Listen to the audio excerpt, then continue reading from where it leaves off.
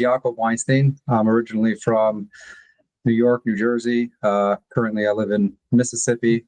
I'm a transformational life coach and a firefighter, which is a story for another day. And I help people who just realize there's more to life than they've been led to believe, and they've always had a sense of wanting more. So the way I got into coaching, it has really just been a matter of trying to have a life that I want to be a part of. Like so much of the early parts of my life, I just really I hated my childhood. I hated so much of growing up, and suicide was never an option. And it was like, how do I have a worthwhile life? Other people have a great life. I want a great life. And people talk a lot about emotional intelligence, and it's definitely not something that's taught at a young age. And if it was, I feel that a lot of us would have a much more enjoyable life, because essentially, what are emotions? The more I continue to learn about myself and grow and develop, I've realized that emotions are simply like lightning in a storm. Like it's a guide of where there is to go. We're all here to grow. We're all here to develop. We're all here to transform. And what I've been realizing is that anytime I feel an emotion, usually the ones that I don't want, when you grow up, you have your automatic responses, and they get you into trouble. You learn some things, but then as you get older, you tend to find yourself feeling the exact same emotions, as if you're reliving something that you felt like you dealt with, you felt like you outgrew, and here you are yet again. And that's the guide. That's the clue. There's something there on some level that I'm here to transform and grow in the way I relate to the world through that emotion. A mentor of mine, he says, our purpose here is to choose love over fear in ever more challenging circumstances. And if you think about emotional intelligence from that perspective, that's exactly what that is.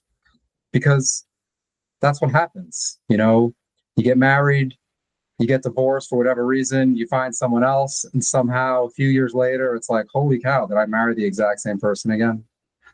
And what happens is that until we learn and grow and transform whatever needed and whatever needs to be transformed, we're going to re-experience those things, and it'll look completely different from the outside, and our experience of it will be exactly the same, because we haven't outgrown that yet. And responding and being with a circumstance in a way that you don't later look back on with regret or shame.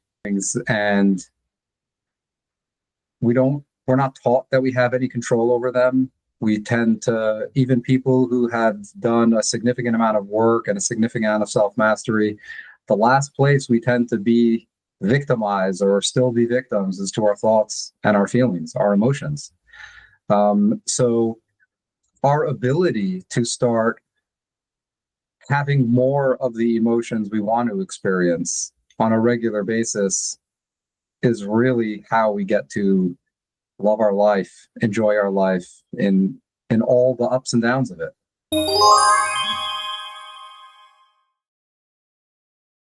First thing is to recognize that we are basically autonomic systems. Most of the human being responds. We are created not to die. The human being at its basic level programming doesn't like it. We survive. It's all about survival. Now, the survival programming just simply means not dying. Let's not get hit by a train today. So we need to get out of that. But we need to recognize first that that's what's going on. You know, when we procrastinate, when we avoid whatever we're avoiding, that's happening because on a subconscious level, we're registering it as fear, worry, shame, doubt, anger, grief, all the negative emotions that our subconscious, our autonomic system, is designed to protect us from. Now, we're only conscious 5% of the time.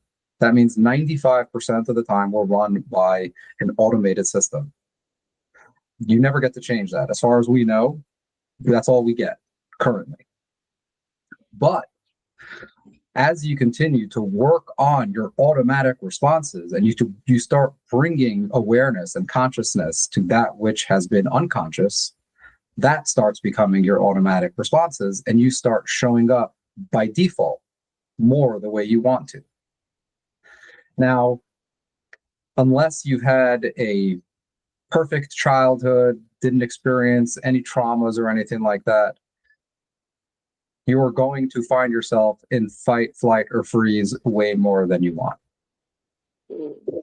So if you want to be successful, if you want to go after what you want, who you want, and really live a life that you love, be surrounded by people that you love, it's going to take a certain amount of bringing the unconscious conscious.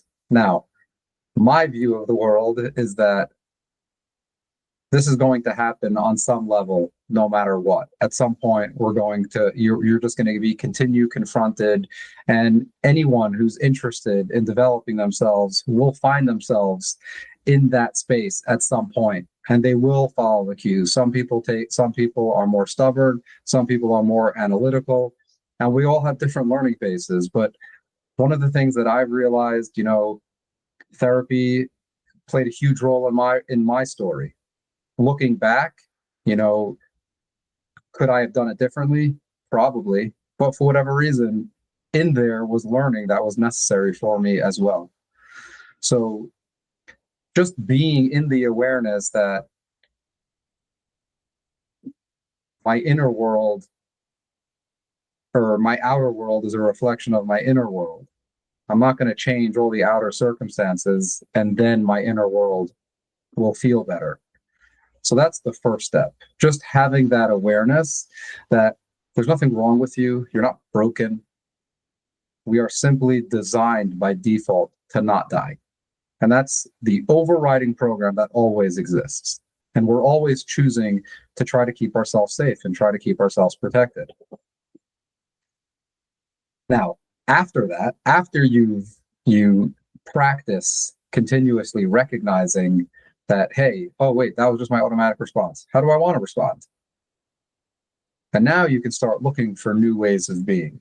And now you can start catching yourself sooner and sooner. And at the beginning, it's difficult because when we're responding automatically, it takes zero energy. And when I'm doing it consciously, it takes a lot of energy. And it feels like, am I even getting anywhere? You are. Keep at it. And there are lots of things that you can do that are really, really simple that will help you get to a place of, I guess, neutrality. That would probably be a really good place to start, because something that a lot of us miss is that whenever we're in a state of stress, anything we're doing is going to be more difficult. The brain, we stop pumping blood to the critical thinking center, the more stressed we are. So we physically lose access to the part of our brain that many of us tend to rely on to get us out of situations. So you need to learn how to get out of stress. And two things that I use regularly to help me get out of stress very quickly, they're very, very simple. The first one is just simply asking myself, what does neutrality feel like? Is it this? Is it that? Okay, it's this. Okay, and then just sit with it. And usually it'll float away after a few seconds. But then ask yourself that again. And as simple as that sound, is extremely powerful and effective. And it just takes practice. And the more you do it, the longer you'll find yourself staying there. Now, another thing you can do, which is, again, it's all about getting your body out of the stress response. And this is something that's called a heart breath. And I'm not going to walk you through it all now, but the gist of it is you breathe into your stomach. After you do that a few times, take another breath into your stomach. You hold your breath. You see if you can count 5 heartbeats. You exhale, take another deep breath into your stomach. See if you can count 10 heartbeats, and you go all the way up till 20. And what that does is it completely shuts down the fight or flight, because whenever we hold our breath in general, that's telling the body that we're actually safe and that we're okay, and we start to calm down. And when you do that, you'll find yourself instantaneously, you'll hear better, you'll see better, you'll feel grounded, you won't feel flighty and all over the place. And again, depending on what you're dealing with, sometimes you may need to do it more than once. I know for me, and what I find with my clients and people in general, the most difficult part of all of this is just to simply do it. There's this, I call it warm piss. Like when we're experiencing negativity or we're dealing, like, we want to wallow. There's something comfortable about wallowing, and all it is warm piss. So you gotta take that courage and you gotta just step out of it. It's comfortable, it's easy, but it's not easy because there's something wrong with you and because it's so hard. It's comfortable and it's easy because it's energy efficient. It doesn't involve changing. It's all about survival, homeostasis, but nothing good ever comes out of a comfort zone. So this was actually something that happened. You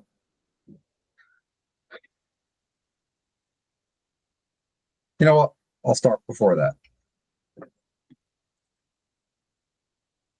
Albert Einstein says the most important question facing humanity is, do you live in a friendly or a hostile universe?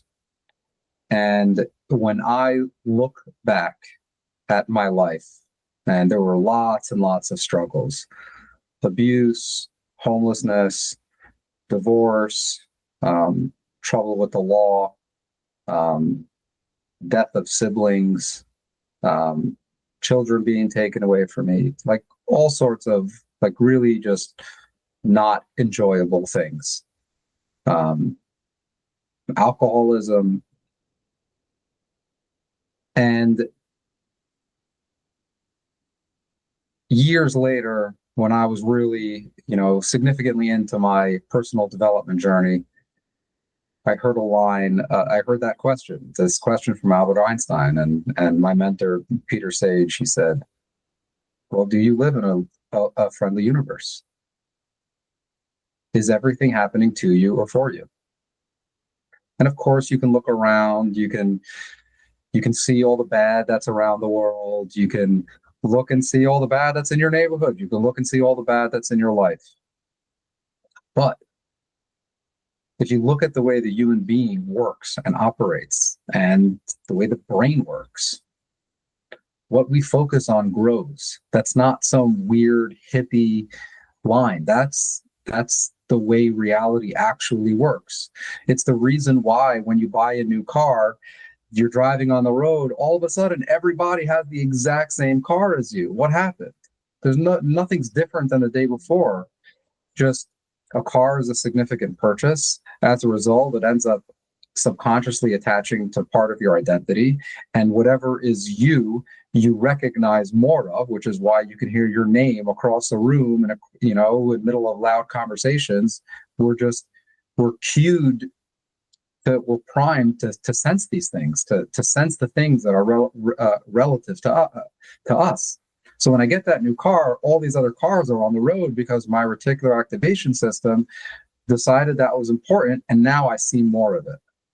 So when I'm on my default survival setting and I'm trying to protect myself and keep myself from pain, worry, shame, guilt, fear, doubt, all the good stuff, then I'm going to be on the lookout. Is that it? And I'm just going to see more and more and more of it.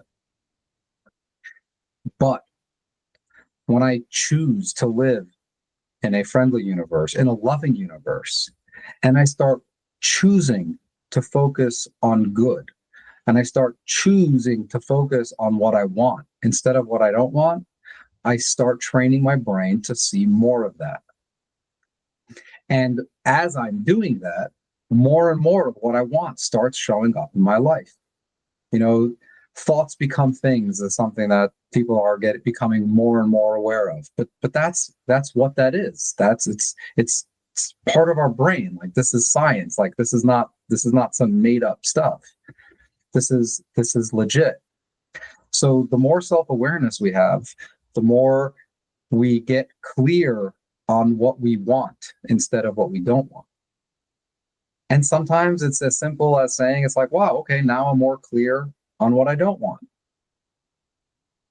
And the more I'm able to do that, the more I'm able to start experiencing gratitude.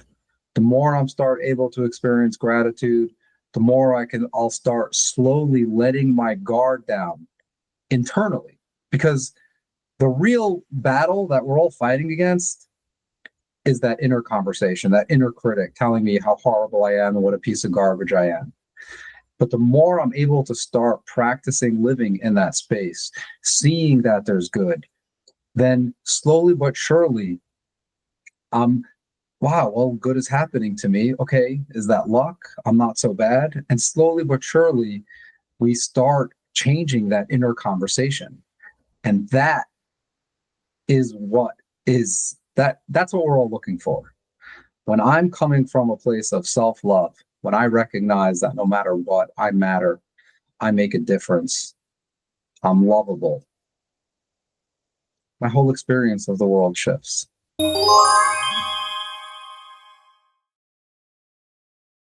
Three things I said before, and I'll say them again because they're really important. The first is, I don't care what anybody told you, I don't care what you believe about yourself, I'm about to state a fact. You matter, you make a difference. I mean, my view of the world is that there's creative intelligence. We're not here by accident. And the day that we're born is the day that the world no longer was able to exist without us. And the fact that we're still here means we matter. There's nothing in nature that's by accident. What, somehow I'm that exception? Come on, that's absurd. So get really clear on that. The next thing is you can choose the way you're thinking and the way you're feeling. And it doesn't feel like we can, but asking yourself a simple question like, what does neutral feel like? In this moment right now, what does it feel like to be neutral? Stop, look, feel, and you'll find yourself, no matter how fleeting, you will find yourself in a space of neutrality. And the more you practice that one question, the longer that'll hold, and the more you'll start actually having that experience of grounded, being inside of your body, not feeling out of control. And then the heart breath. The heart breath is another really great way to get back into your body quickly and powerfully.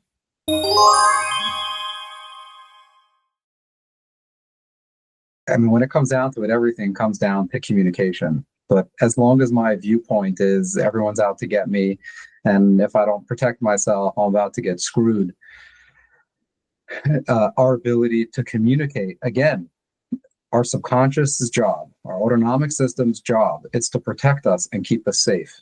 And as long as we are looking at the world from a lens of hostility, then our ability to communicate, we can have all the skills in the world. It's going to take a tremendous amount of energy, and at some point we'll have been pushed past our limit, because self-control, as great as it is finite. Self-control is a limited resource. So when I can actually transition into a space of, I live in a loving universe, everything is happening for me and not to me, then I'm not in a stress response. I have full capacity of my critical thinking center. I'm not in a flight or fright or freeze response. I don't know if I said all those words properly. You get the idea, though. And I get to actually communicate what's true for me. I get to start actually showing up as someone that loves themselves, because the reason why we allow things to happen to us that we don't want or that we wouldn't tolerate for other people, it comes down to the way we value ourselves. And the more we value ourselves, the less we're going to tolerate other people treating us in a way that simply doesn't work for us. And the more we recognize that they're not doing that because they're bad, evil, and wrong, they're simply having their own default automatic response. They're in their own story that they're operating from. And I don't have to defend there's nothing to defend. I have another opportunity to choose love over fear in potentially a more difficult circumstance. And that's where growth happens. So emotional intelligence is the way to self-mastery. I mean, that's just how it works. That's the bucking bronco that we're all trying to get under control, that internal world that seems so out of control. And it only feels that way because it hasn't been modeled for us. We haven't been taught, but it's doable. And when you look at the people that you've looked up to and respected, or you wanted to be like in your growing up or whatever, they all exhibited some level of emotional intelligence, of mastery over their inner world. Story from my life. I was driving for Uber to help cover a gap in my bills. And the way I would do it was I would drive to a few hours away. It was a college town, and on certain weekends, it was an opportunity to make a lot of money. And I would just sleep in my car. It just was easier than having to come home. And it was the second night already. So I had made about $1,500 in those 2 nights. And I get a call from what I think is Uber. And it turned out to be a scam. And it was 2:00 in the morning in my defense. And I fell for it. It sounded legitimate, even though it didn't completely feel right. And the guy took all $1,500 that I made. And in the past, that would have been a complete opportunity to spiral. I mean, here I have concrete proof of how evil the world is, how God is trying to screw me and everything. People suck. Like, it's all hopeless. Why am I even wasting my time? But because of the work I've been doing, I was able to catch all of that. And I had done a tremendous amount of practice reminding myself and proving to myself, with different exercises of gratitude, writing out stories that were never going to work out and somehow magically did work out. So I really worked on proving to myself on an internal level that everything is happening for me and not to me. And somehow this disaster, this humiliating experience where I actually was taken advantage of, was somehow for me. And normally I would end up staying like another night, so I didn't have to drive back too late, and I would just drive back early in the morning. But I was so charged with adrenaline going through this whole ordeal that I just drove home that night. And as I'm driving, it's like there's this battle inside of me. It's like, you idiot, how can you let this happen? And then it's like, no, these things happen. There's nothing wrong with me. Somehow this is an opportunity. And I managed to get myself back. I literally had to convince myself that it's okay. As horrible and as scary as this was, it's okay. I'm okay. I'm not a sucker. I got taken advantage of. It happens. The next day, I was on the phone with a friend sharing this story with him and how I was dealing with it and responded to it. He was so inspired by what I shared with him that he hired me on the spot. to be his coach as a long-term client. So that one little loss, and it turned out I had insurance that covered all that money that was taken from me. So the whole situation from this version of it just was simply 12 hours of extreme uncomfortability for who knows how much longer of a real financial profit. So that's just one way that this, not all the times that we miss our plane is our plane going to crash. There are times where we don't see how or why this is what happened. But the more that I'm able to practice and work on and believe that I live in a friendly universe and everything happens for me, regardless of the situation. I don't get a job interview. I don't get a job. I get fired. My car breaks down. I get evicted. I lose a client, whatever it is. I'm here to have a great life. I'm here to have a great experience. So somehow, some way, there's an opportunity in this. And it's just uncomfortable. A mentor of mine, he says, you can either take the view of the muscles or the body. So if you look at somebody in the gym and they're lifting weights, from the perspective of the muscle, it's like, what is wrong with you? You're tearing down the muscles. You're causing inflammation. You're genocidal. But when you look at it from the perspective of the body, this is how you develop strength. So of course I can get lost into the details and be miserable because it is painful. But at some point as I recognize, and as you recognize that everything is happening for your growth and development, then, at some point you start enjoying being Charlie horse. You're like, oh, I got a good work at it. Oh, this experience, this was really difficult. This was painful. Oh, wow, I grew tremendously from this. Thank you. Thank you for the opportunity. Now, I'm not there yet. I'm not asking for any crazy tests. So universe, hear me, God, to hear me. But it's a much more freeing perspective. Your dreams are not here to torture you. Your dreams are here to inspire you. And you're dreaming them because there's a version of them that you can have. As I said before, the day that you're born is the day that God said his world is no longer perfect without you. You're here for a reason. You matter. You make a difference.